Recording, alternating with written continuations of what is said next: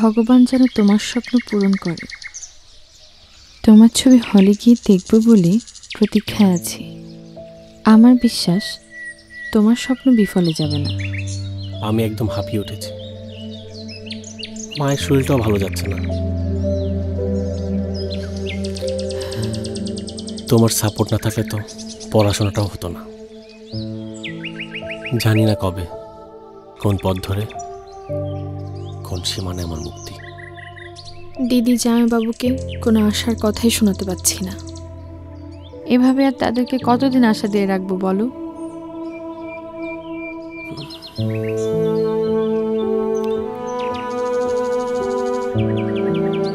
তোমাকে যেমন কষ্ট দিতে পারবো না, তেমনি আমার দিদিকেও কষ্ট দিতে পারবো না।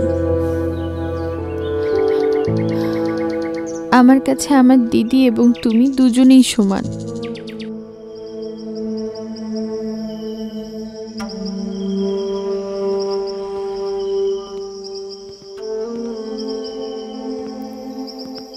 ওগো, শুনছো? কি হয়েছে তোমার?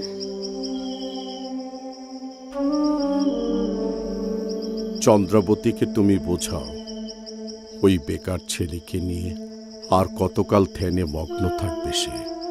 আমি নিশ্চিত রুদ্রের পরিচালক হওয়ার স্বপ্ন কখনো পূরণ হবে না। যদি যোগ্যতা তার থাকতই, তাহলে এতদিনে 2-4টা ছবি বেরিয়ে যেত। ও কেন বুঝতে পারছে না রুদ্র তার জন্য উত্তম কিছু বয়ে আনবে না? তুমি এত ভেঙে পড়ো না, ব্যাপারটা আমি দেখছি।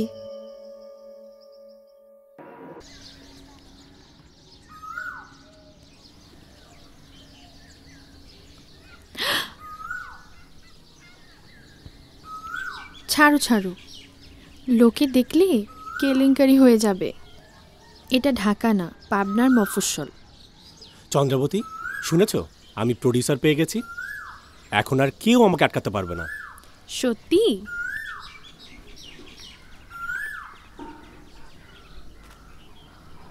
এবার আমি সত্যি সত্যি প্রডিউসার পেয়ে গেছি। সাইনিং পাওয়ার সাথে সাথে আমি তোমার কাছে ছুটে এসেছি। বিগ বাজারের ছবি, এপার বাংলার ওপার বাংলার শিল্পী সন্নিবেশে নির্মাণ করব আমার স্বপ্নের ছবি অশ্রুঘর। থ্যাঙ্কস ভগবান। প্রডিউসার গল্পটা খুব পছন্দ করেছে। অসম্ভব ভালো মানুষ উনি। আজ আমি বিশ্ব ব্রহ্মাণ্ডের সবচেয়ে সুখী মানুষ। প্রতিদিন এই সংবাদটি শোনার জন্যই তো আমি অধীর হয়ে থাকতাম। চলো মন্দিরে গিয়ে পুজো দিয়ে আসি।